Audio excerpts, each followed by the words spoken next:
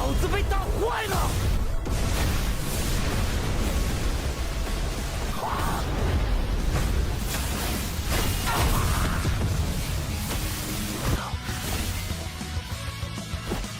You know a fight is insane when you have to pause, rewind, and still can't believe what just happened.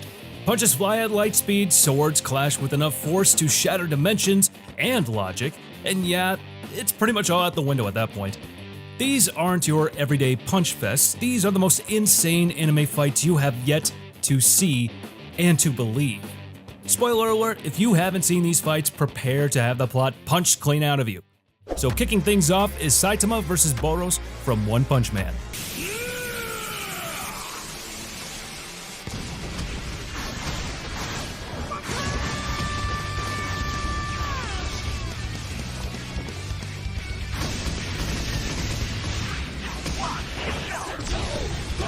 From the moment Boros struts in like a cosmic disco ball with way too much energy, you just know this guy skipped a leg day to focus entirely on being overpowered.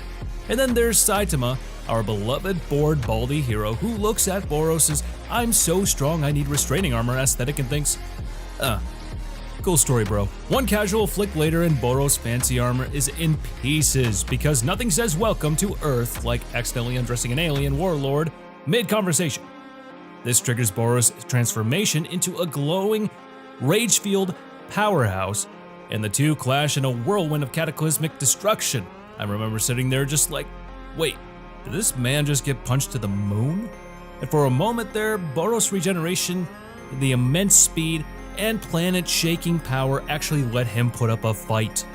Saitama treats the whole thing like a mildly interesting workout right up until he decides to end it with his serious punch, which completely erases Boros' final attack, leaving him in a previously alive condition. Now this fight is everything, jaw-dropping animation, Boros being extra in the best way, and Saitama reminding us all that no matter how flashy your powers are, baldness always wins. Absolute perfection. Coming up next is Koyomi Araragi vs. Kiss Shot in Kizumonogatari Part 3.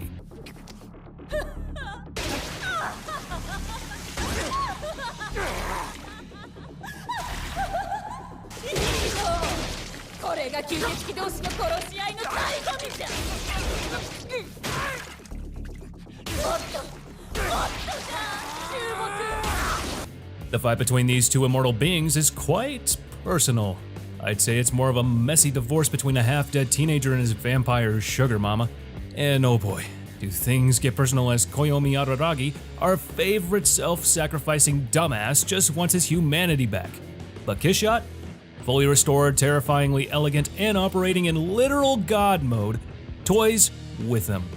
Cuts him down again and again and again. Limbs fly, torsos twist, and yet she smiles through it all while Araragi, well, let's just say he's barely holding it together.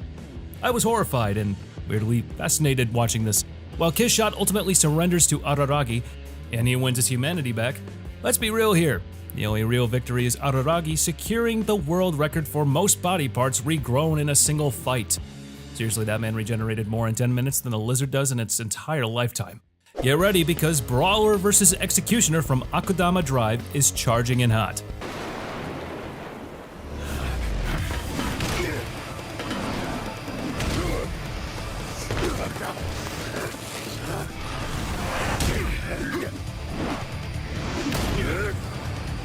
While you won't see any flashing special abilities in this fight, the sheer intensity of bone-crushing punches and devastating blows is what makes it truly unforgettable. You can really tell how much they poured their hearts out just fighting each other. Every punch, every hit, every moment of struggle just adds to the excitement. The environment itself amplifies the intensity of every punch with crackling lightning and a neon-lit, rain-drenched backdrop making it feel like a boss battle in an underground cyberpunk coliseum. It was like watching two titans in a live-action anime version of WWE. Absolutely electric. In the next corner, it's Toji vs. Gojo from Jujutsu Kaisen.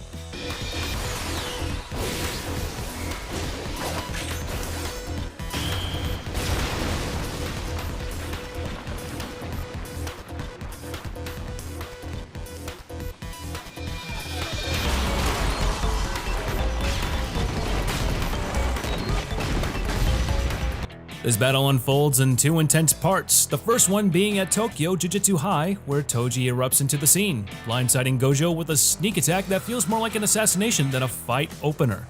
What follows is an all-out brawl between the two. Gojo strolls into this fight like he owns the universe because, let's be real, he basically does. Infinity? Check. Uncheckable ego? Double check. But Toji dismantles that confidence with sheer, ungodly speed and precision. His overwhelming power makes Gojo's usual godlike status look pathetic. And it isn't long till Toji shatters Gojo's infinity and tears down that untouchable aura with pure, surgical brutality with the inverted spear of heaven, aka the Uno reverse card of Cursed Tools.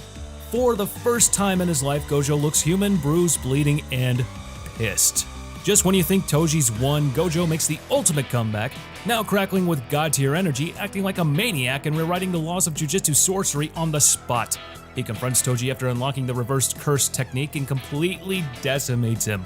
This fight isn't just a battle, it's a spectacle. A psychological thriller and a masterclass in how to humble the strongest. Toji walked in like a myth, Gojo walked out like a god, and we walked away stunned.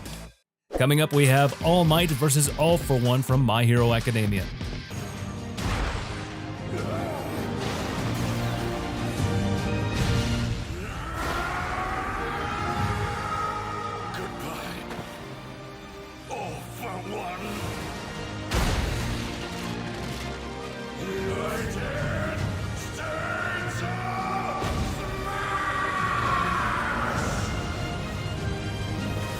All Might, the living legend, the guy who smiles through Armageddon itself, is running on fumes and sheer willpower. His muscular form flickering between his true weakened self and his hero persona like a dying light bulb, one last spark in a man who once lit the world. This isn't just a fight, it's a global panic attack as the whole world is watching this battle ensue. Civilians, heroes, and villains alike. All For One overpowers All Might at first, using devastating attacks, forcing All Might to fight smart rather than just relying on raw strength. And then it happens. All Might digs deeper than ever before and uses the last of his power to perform one final United States of Smash, utterly decimating All For One. All Might stands victorious, but we all know the truth. This was his last dance, his final act as the symbol of peace. This battle wasn't just a visual spectacle, it carried a lot of emotional weight as All Might didn't just win a fight, he passed the torch. And I felt it down in my soul. Up next is Jin Mori versus Han Dawi from the God of High School.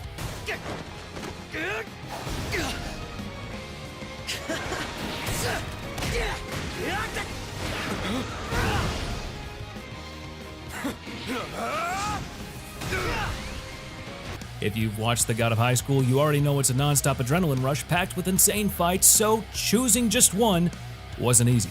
This scene features a fierce battle between friends turned rivals. Dawi initially dominates the match, landing brutal hits, and poor Mori is just not ready for this level of violence. And just when I thought Dawi was gonna fold Mori like a cheap lawn chair, our boy goes all in, because nothing says friendship like kicking your best friend's soul back into his body. The stakes couldn't be higher. One's fighting for a dying friend, and the other is fighting to knock some sense back into the guy trying to destroy him. The punches hit hard, the emotions hit harder. And the animation? Let's just say it feels like the scene's about to explode. On deck is Denji versus Katana Man from Chainsaw Man.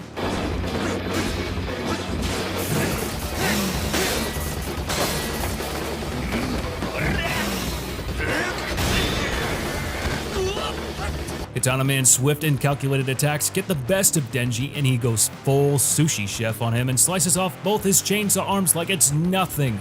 Most people would call it a day, right? But Denji? He's just getting warmed up. Turns out losing his arms just made him disarmed, but definitely not unarmed. A chainsaw comes out of his leg, which he uses to split the Katana Man in half. This fight was like watching a demonic Looney Tunes episode, and I loved every second of it. You could really tell the evolution of Denji from a reckless fighter to a more strategic combatant in this fight. Next up, Meliodas and Ban go head-to-head in the 7 Deadly Sins.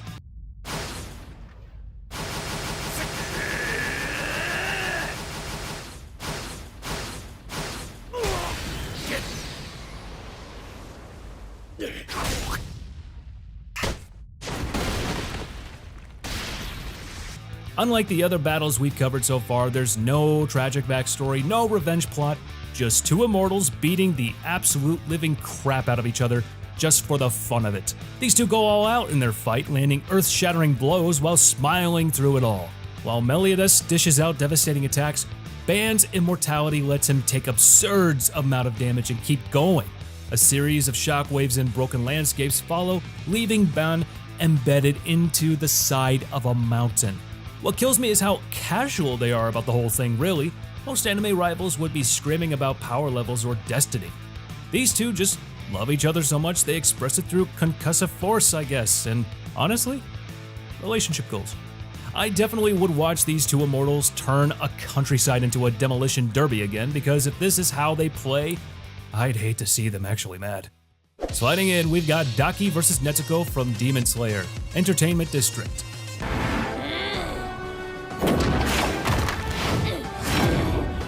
またきりバカの一つ覚えね次は首よ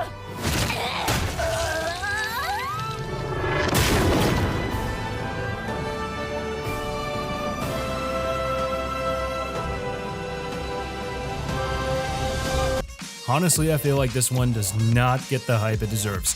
My jaw hit the floor the moment Daki sliced through Nezuko like it was nothing. 1 second she's standing and the next she's flying through buildings like a demonic wrecking ball. Nezuko's rage awakens her true demon form, unlocking raw power that completely changes the tide of the fight as she displays explosive strength. I got chills watching her power surge. It was pure rage and chaos. Simply beautiful. Daki thought she was the hottest demon around until Nezuko hit her with that demonic puberty growth spurt and said, "Sit down, Sparkle Sash." Seriously, she went from adorable to absolutely unhinged in 2 seconds flat.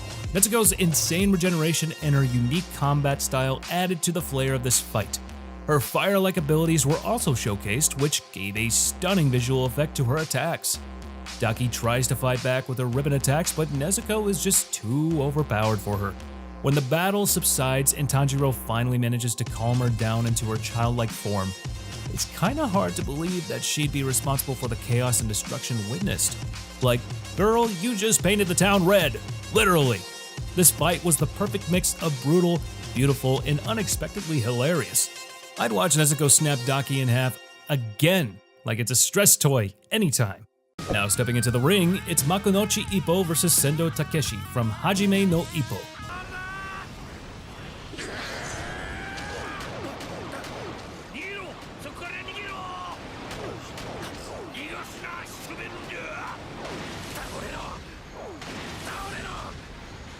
This fight scene is engulfed in a series of explosive punches with both fighters taking massive damage and neither backing down.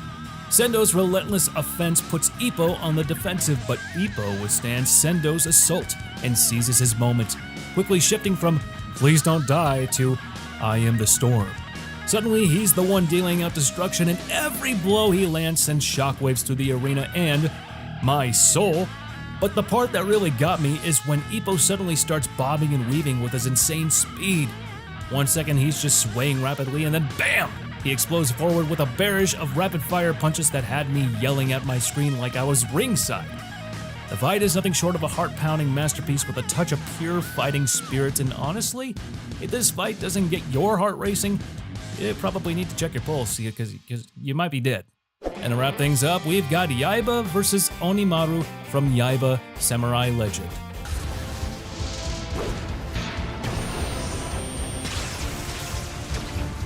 Yaiba Samurai Legend, the remake, kicks off with a full-blown god-tier beatdown so insane the gods themselves might flinch. Onimaru's in full demon mode, eyes blazing, aura darker than your browser history, and he's throwing planet-busting energy like it's his side hustle. Yaiba's powers are all off the chart as he glows like a supernova and moves like lightning. The clash is insane, with lightning going off like someone challenged Thor to a beatbox battle. Each strike sends shockwaves like mini explosions. And the craziest part is, this is just the beginning. One episode in and we're already witnessing what it feels like the final boss fight. I can't wait to see what other jaw-dropping fights are coming up next, because if this is the warm-up, we're in for one hell of a ride. The visuals are insane and the energy is next level. It's fast, it's flashy, and it's everything you want in an epic first clash. Well, looks like that's the list for today, guys. Made it to the end? Drop a comment down below and tell us which showdown had you on the edge of your seat. Or let us know about one we missed. We might be able to include it on the list next time. Also, if you're new to the channel, don't forget to hit that subscribe button and press on that bell icon. It set us all to be notified about all our latest new videos. And don't forget to like the video. And as for now, I'll catch you later. See you in the next one.